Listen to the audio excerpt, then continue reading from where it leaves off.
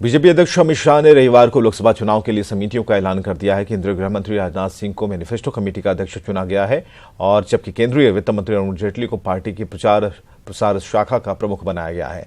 Manifesto committee की खास बात यह है कि इसमें झारखंड बीजेपी के कद्दावर नेता और पूर्व मुख्यमंत्री अर्जुन मुंडा को शामिल किया गया है। वहीं विधायक अनंत ओझा को मेरा परिवार भाजपा परिवार और राज्यसभा सदस्य महेश पोद्दार को कार्यालय यातायात एवं विमानन समिति का सदस्य बनाया गया है। मैनिफेस्टो कमेटी में 20 लोगों को शामिल किया गया जबकि प्रचार प्रसार समिति में 8 लोगों को जगह दी गई है। और सीधे जुड़ते हैं, भुवन हमारे साथ जुड़े हुए हैं। भुवन, एक बड़ी बात है कि काफी अरसे से बिल्कुल कह सकते हैं कि अर्जुन मुंडा जिस तरीके से पिछले इलेक्शन के बाद जो विधानसभा इलेक्शन हुए थे उसके बाद उन्हें कहा गया था कि केंद्रीय टीम में उन्हें हिस्सेदारी मिलेगी, कह सकते हैं कि उनका उपयोग किया जाएगा, उनके सुझाव लिए जाएंगे, लेकिन काफी अरसे बाद वो बिल्कुल गौण रहे। अब जाकर एक बार फिर अर्जुन मुंडा का नाम उस समिति में सामने आया है जो सारी चीजों को देखेगी, अमल में लाएगी और चुनाव जिताने का प्रयास करेगी।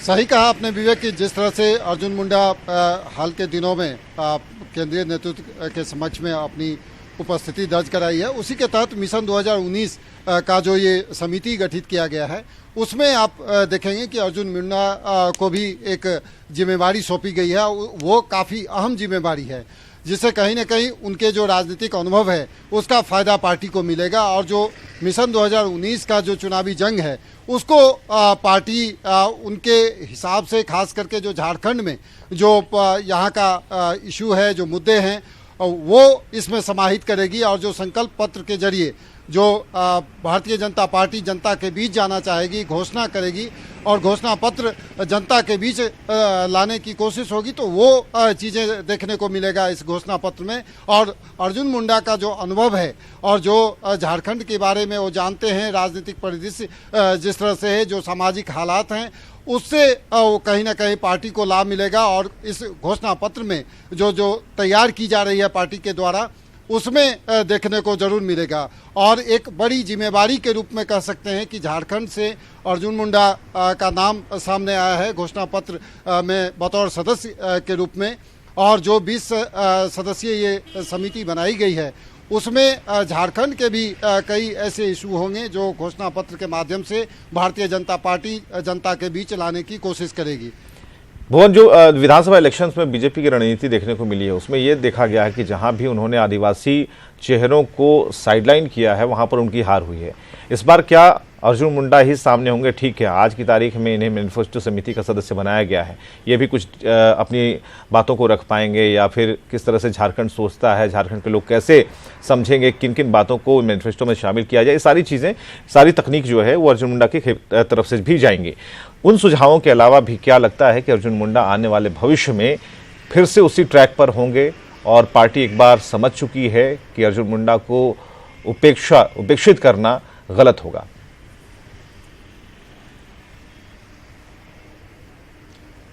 देखिए विवेक, जिस तरह से अर्जुन मुंडा साइड कह सकते हैं कि जो झारखंड की राजनीति में कहीं ना कहीं किनारे अलग थलग पड़ गए थे, लेकिन जो हाल के दिनों में खास करके जो पिछले 6 महीने के अंदर में आप देखें तो अर्जुन मुंडा का लगातार भाजपा नेतृत्व के समक्ष में अपनी उपस्थिति दर्ज कराना, उनसे राय मशविरा भाजपा नेतृत्व के द्वारा लिया जाना, उससे कहीं ना कहीं अलग संकेत देता है। और ये जो समिति का जो गठन हुआ है, खास करके जो घोषणा पत्र मैनिफेस्टो कमेटी जिसको कहते हैं, उसमें अर्जुन मुंडा का स्थान दिया जाना भारतीय जनता पार्टी की बड़ी सोच है। क्योंकि जिस तरह से आदिवासी बहुल इलाके में और झारखंड जैसे क्षेत्र में या छत्तीसगढ़ की यदि बात करें तो वहाँ पे जो आदिवासी इलाके हैं वहाँ कहीं ना कहीं भारतीय जनता पार्टी के अगेंस्ट में लोगों ने मतदान किया था छत्तीसगढ़ में, जिसके कारण से वहाँ पे पार्टी को उतनी सफलता नहीं मिल पाई।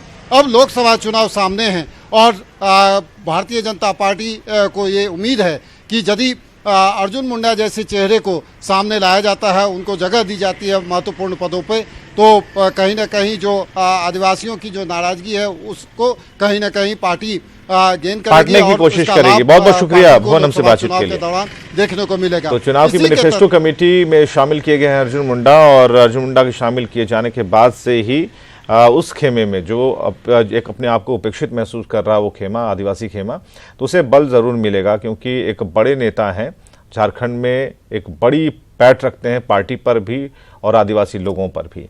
आगे बढ़ेंगे। पलामू में कल पीएम मोदी ने 5 जनवरी को उत्तरी कोयल नदी पर जिस मंडल डैम का शिलान्यास किया था, उसे झारखंड मुक्ति मोर्चा ने चुनावी स्टंट करार दिया है। नेता प्रतिपक्ष हेमंत सोरेन ने मौजूदा जल बंटवारे के मंडल डैम के दस्तावेज का विरोध करते हुए इसे रद्द करने की मांग की। उन्होंने मांग की है कि इसका 75% पानी झारखंड को मिले। हेमंत ने कहा कि अभी समझौते के हिसाब से मंडल डैम का 75% पानी बिहार को मिलेगा और झारखंड के 30 से ज्यादा गांव डूब क्षेत्र में आ जाएंगे, जबकि 25 से 30 हजार लोग विस्थापित होंगे। सोरेन ने कहा कि इस डैम में शहीद नीलांबर पीतांबर का गांव चिमोसेरिया डुबा दिया जाएगा। हेमंत ने कहा कि झारखंड विस्थापन का दर्द झेलेगा और फायदा बिहार को होगा। पूरा का पूरा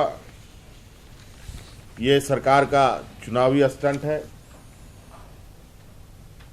इसलिए हम आपके माध्यम से मौजूदा जो इकरारनामा है, जल बंटवारे का दस्तावेज है, उस दस्तावेज का हम पुरजोर विरोध करते हैं और उसको रद्द करने का मांग करते हैं। और जेएमएम के कार्यकारी अध्यक्ष हेमंत सोरेन ने आजसू को लेकर भी एक बड़ा बयान दिया है। हेमंत ने कहा है कि आजसू अगर बीजेपी का साथ छोड़ने के साथ ही सरकार से बाहर निकलती है तो महागठबंधन में उनका स्वागत है। उसका भी स्वागत करते हैं, बशर्ते भारतीय जनता पार्टी से समर्थन वापस ले, सरकार से समर्थन वापस ले। आपकी सरकार आएगी, अगर शामिल करेंगे सर आजसू सरकार पर, आपकी सरकार आती है सर। अब तो पहले एक दामन तो एक शादी तो टूटे तब ना दूसरे जगह बिहाया जाएगा। और बात मंत्री नेताओं की मस्ती की। झारखंड की संस्कृति और परंपरा की देश में अलग पहचान है। बात चाहे नए साल पर आयोजित वनभोज की हो या फिर सोहराय पर्व की, इस दौरान आम और खास के बीच की सारी दूरियां मिट जाती हैं। ताजा उदाहरण जमशेदपुर, दुमका और गोड्डा में देखने को मिला है। जमशेदपुर में मुख्यमंत्री ने आम लोगों के साथ न सिर्फ पिकनिक मनाई बल्कि इस दौरान बच्चों के साथ डांस किया। वहीं दुमका में सोहराय मिलन समारोह में मंत्री लुईस मरांडी झूमती नजर आई, जबकि सोहराय पर्व पर दुमका में जेएमएम सुप्रीमो शिबू सोरेन ने मानदर प्रताप लगाया। वहीं गोड्डा में जेवीएम महासचिव प्रदीप यादव भी झूमते नजर आए।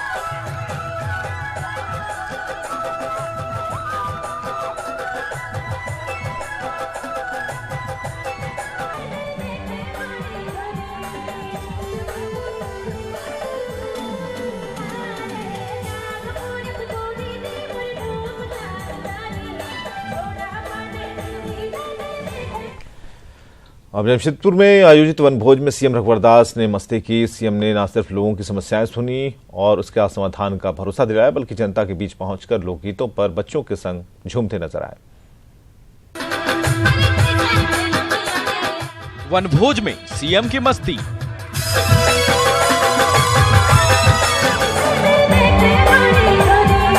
बच्चों के साथ सीएम के ठुमके।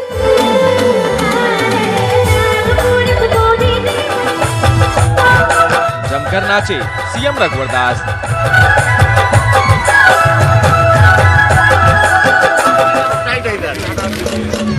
बैडमिंटन का मजा लेते सीएम।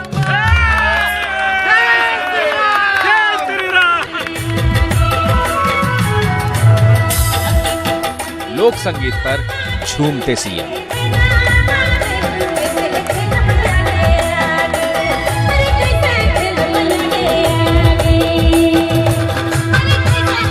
नए साल पर जश्न तो आपने बहुत देखे होंगे, लेकिन सूबे के मुखिया का जश्न कभी कभार ही देखने को मिलता है।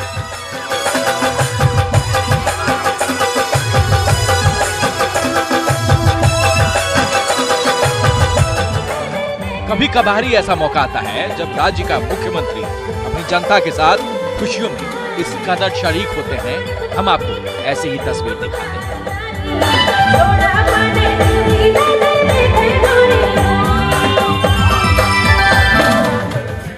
जब झारखंड के मुखिया रघुवर दास अपनी जनता के बीच जश्न मनाने पहुंच गए।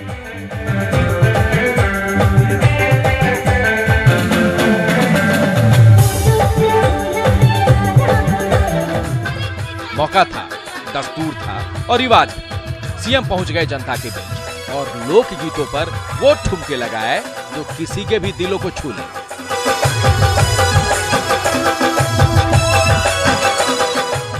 तस्वीरों में देखिए किस कदर सीएम रघुवर दास जनता के बीच घुल मिलकर नाच रहे हैं। जनता भी उन्हें थिरकता देख उत्साह में डूबी हुई है।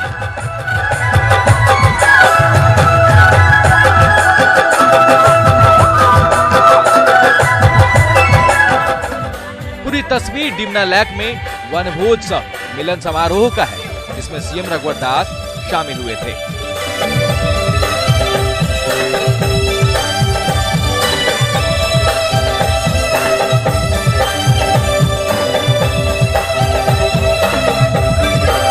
सभी कार्यकर्ता एक दूसरे से मिलना जुलना, खुशी उत्साह, अब देख रहे हैं सारे लोग खुशी उत्साह मना रहे हैं। तो जीवन में हर मनुष्य जितनी भी क्रिया करती है उसका एक ही उद्देश्य होता है, सुख और शांति। तो आज इस वनभोज के माध्यम से सुख और शांति हमारा भाजपा परिवार आज मना रहा। सभी को शुभकामनाएं। वनभोज कार्यक्रम में एक तरफ जहां मस्ती छाई हुई थी, वहीं सीएम रघुवर दास अपने विरोधियों पर निशाना साधने से भी नहीं चूके। उन्होंने कांग्रेस पर 60 सालों तक देश को लूटने का आरोप लगाया तो बीजेपी सरकार की प्रशंसा भी की। आपके इस जनप्रतिनिधि के नेतृत्व में राज्य में भी 4 वर्षों से शासन चला, जिसमें 14 वर्ष में अगर आप देखें तो झारखंड की पहचान भ्रष्टाचार से जानी जाती है। आपके विधायक के नेतृत्व में जो सरकार चल रही, 4 वर्षों में हमारे विपक्षी भी हमारे पर कोई आरोप लगाने का काम नहीं किया। लगभग 5 घंटे सीएम अपनी जनता के साथ डिमना लेक में मौजूद रहे, जहां उन्होंने दिल खोलकर न केवल जनता की समस्याओं को सुना, बल्कि उनके बीच पहुंचकर सूबे के मुखिया और जनता के बीच की दूरी को पाटने की कोशिश भी की। सीएम की ये कोशिश 2019 चुनाव में कितना मदद करेगा, ये तो वक्त बताएगा। आशीष कुमार तिवारी, न्यूज़ 18, जमशेदपुर।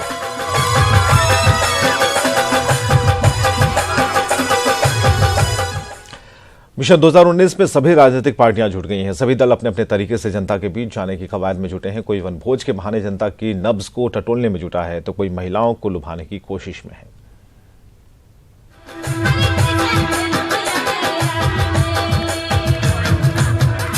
ये तस्वीरें भले ही अलग अलग हैं, लेकिन मकसद सबका एक है, और वो है 2019 में फिर जनता का प्यार पाने की। जमशेदपुर में सीएम रघुवर दास ने अपने विधानसभा क्षेत्र की जनता और पार्टी कार्यकर्ताओं के साथ पिकनिक मनाई। वहीं रांची में बीजेपी और कांग्रेस ने आधी आबादी को साधने को लेकर रणनीति बनाई, जबकि रांची सीट पर दावेदारी मजबूत करने में जुटे सुबोधकांत सहाय ने कई युवाओं को पार्टी में शामिल कराया। उधर सिमडेगा में एनोस एक्का की झापा ने वनभोज कर कोलेबिरा में हार की समीक्षा के साथ ही 2019 चुनाव को लेकर रणनीति पर मंथन किया, जबकि गुमला के भरनों में सखी मंडल संवाद कार्यक्रम के जरिए विधानसभा अध्यक्ष अपने क्षेत्र की जनता के बीच पहुंचे। सबका कार्यक्रम अलग अलग, लेकिन मकसद एक। अगर बात बीजेपी की करें तो मिशन 2019 को लेकर पार्टी कार्यालय में संगठन महामंत्री धर्मपाल सिंह ने महिला मोर्चा के पदाधिकारियों और पूर्णकालिक कार्यकर्ताओं के साथ बैठक की, जिसमें महिला मोर्चा के राष्ट्रीय अधिवेशन में दिए गए कार्यों को आगे बढ़ाने का निर्देश दिया गया। इसमें हमारी संगठनात्मक दृष्टिकोण से कार्यक्रम हैं और साथ में जो केंद्र और राज्य में हमारी सरकार चल रही है और उनके द्वारा जो योजनाएं विशेष रूप से महिलाओं के लिए चलाई जा रही है, उस पर महिलाओं को जागरूक करना है। बीजेपी जहां सरकार के कामों को घर घर तक ले जाने में जुटी है, वहीं कांग्रेस भी आधी आबादी को साधने की तैयारी में है। रांची के हरमू में आयोजित महिला कांग्रेस के प्रदेश कार्य समिति की बैठक में राष्ट्रीय अध्यक्ष ने डोर टू डोर कैंपेन पर जोर दिया। साथ ही उन्होंने आगामी चुनाव में महिलाओं को प्राथमिकता देने की भी बात कही। सुष्मिता देव ने साफ कहा कि जो महिलाएं योग्य होंगी, उन्हें पार्टी चुनाव लड़ने का मौका जरूर देगी। पर मेरी कोशिश रहेगी कि जहां पर सक्षम महिलाएं टिकट मांगे, लोकसभा के चुनाव में या विधानसभा के चुनाव में, उनके लिए टिकट की मांग करना महिला कांग्रेस का दायित्व रहेगा। चुनावी साल है, लिहाजा सभी पार्टियों को जनता की याद आ गई। ऐसे में आगामी लोकसभा और विधानसभा चुनाव में सभी अपने अपने तरीके से जनता का प्यार पाने की कोशिश में जुट गए हैं। Bureau report, news 18। और आज इस बड़ी खबर है जहां सीएम आज डीसी के साथ वीडियो कॉन्फ्रेंसिंग करने वाले हैं। रघुवर दास डीसी और सचिवों के साथ बैठक करेंगे। विकास योजनाओं को लेकर ये समीक्षा बैठक होगी। राज्य सचिवालय के सभागार में बैठक का आयोजन होना है, जहां रघुवर दास डीसी और सचिवों के साथ बैठक करने वाले हैं। इधर गुमला में केंद्रीय राज्य मंत्री सुदर्शन भगत ने कांग्रेस पर निशाना साधा। उन्होंने कहा कि कांग्रेस की आधी अधूरी योजनाओं को मोदी सरकार में पूरा किया जा रहा है। उन्होंने दावा किया कि 2019 में फिर बीजेपी की सरकार बनेगी और मोदी ही प्रधानमंत्री बनेंगे। और जिस प्रकार के विकास के काम चल रहे हैं, अभी कल ही मैं समझता हूं कि लगभग 45-47 साल की पुरानी झारखंड की यह परियोजना जो कांग्रेस सरकार ने प्रारंभ की थी, जो एक तरह से कहा जाए कि जो योजना अधूरा था, लातेहार जिला में का वह मंडल बांध परियोजना, जिस योजना की शुरुआत भी आदरणीय प्रधानमंत्री जी ने बीते कल किया है, इसी प्रकार के सैकड़ों योजनाएं हैं जो अधर पर लटकी हुई थी। ऐसे विकास के अनेकों कामों को आदरणीय प्रधानमंत्री जी ने पूरा करने का काम किया। गुमला में ग्राम विकास के 40 साल पूरा होने पर कार्यक्रम का आयोजन किया गया। इसमें मुख्य अतिथि के रूप में केंद्रीय राज्य मंत्री सुदर्शन भगत और विधायक विमला प्रधान शामिल हुई। और इस दौरान केंद्रीय राज्य मंत्री ने कहा कि केंद्र और राज्य सरकार ग्रामीण इलाकों के विकास को लेकर गंभीर है। उन्होंने कहा कि इसमें ग्राम विकास के लोगों की भूमिका सराहनीय है। इसी प्रकार के संस्थानों के माध्यम से गांव के अंदर में चाहे वो सामाजिक क्रांति हो या गांव के स्वावलंबन की दृष्टि से, गांव के स्वच्छता की दृष्टि से हम आज बड़ी काम करने की आवश्यकता है। स्त्री का जो एक हम लोग ने वहाँ जो दिया था, वो पूरे अपने भारत देश में वो रानी मिस्त्री के रूप में लोग प्रचार प्रसार हुआ है और काफी अच्छा लगता है। आज हमारी बहनें जो बेटियां जो इस काम को सीखी, आज कहते हुए काफी गर्व है कि मैं अपने पाकरडांड प्रखंड का झुमका डांड एक जगह है, वहाँ मैं घूम रही थी तो हमारी रानी मिस्त्रियां जो हैं वो घर का ढलाई का काम कर रही हैं। इधर गुमला में ग्रामीण विकास विभाग की ओर से सखी मंडल संवाद कार्यक्रम का आयोजन किया गया। इसमें विधानसभा अध्यक्ष दिनेश उरांव और जिला परिषद अध्यक्ष किरण मालाबाड़ा भी शामिल हुई। दोनों ने सरकार के इस पहल की सराहना करते हुए इसके जरिए अपने इलाके की समस्याओं और सुझावों को सरकार तक सीधे पहुंचाने के लिए लोगों से सामने आने की अपील की।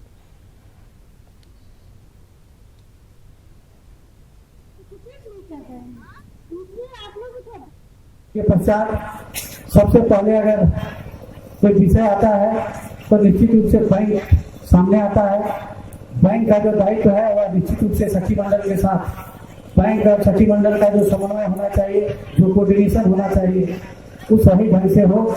और इसके लिए आज भी बैंक के जो संबंधित बैंक के जो प्रबंधक हैं उनको बुलाया गया था और उनके माध्यम से जो उनकी जो योजनाएं जो सखी मंडल के माध्यम से उसको संचालित करने का जो संकल्प सरकार की ओर से की गई है, उसके संदर्भ में विभिन्न बैंक के शाखा प्रबंधकों के द्वारा बताया गया। करके विचार के जाने के लिए सरकार कर ये एक योजना बनी है कि हर प्रखंड में इस तरह का प्रोग्राम होते और तमाम उस प्रोग्राम में हर विभाग का पदाधिकारी, हर जनप्रतिनिधि बन के रोरेमन कर बीच में रहेगा है और रोरेमन डायरेक्ट सवाल और जवाब कर सकीला। और पलामू के कांग्रेस नेता अजय दुबे के इलाज के दौरान आज रिम्स में मौत हो गई। इसके बाद अजय दुबे का शव मेदिनीनगर पहुंचा तो कांग्रेस कार्यकर्ताओं ने रेडमा चौक को जाम कर दिया। हत्यारों की गिरफ्तारी और पीड़ित परिवार को मुआवजे की मांग को लेकर कार्यकर्ताओं ने घंटों सड़क जाम रखा और इस विरोध प्रदर्शन में कांग्रेस नेता केंद्र त्रिपाठी भी पहुंचे थे। आपको बताएं कि 27 दिसंबर को अपराधियों ने अजय दुबे को घर में घुसकर गोली मारी थी और इलाज के लिए उन्हें रिम्स में भर्ती कराया गया था, जहां आज उनकी मौत हो गई। शासन ने 2 चीज़ों की घोषणा की है कि उनके परिवारों को 2 आश्रितों को आंगनवाड़ी सेविका में और पीडीएस का डीलरशिप समूह को दिया जाएगा। सरकार का प्रावधान है जो नियमानुकूल है। हम लोग पीड़ित परिवार के प्रति पूरी सहानुभूति रखते हैं और जो भी सरकार का नियम है, जो हम लोग संभव हो सकता है, हम लोग उस नियम प्रावधान के अनुकूल वो सारी सहायता हम लोग। और चलिए फिलहाल के लिए इस बुलेटिन में बस इतना ही। नमस्कार।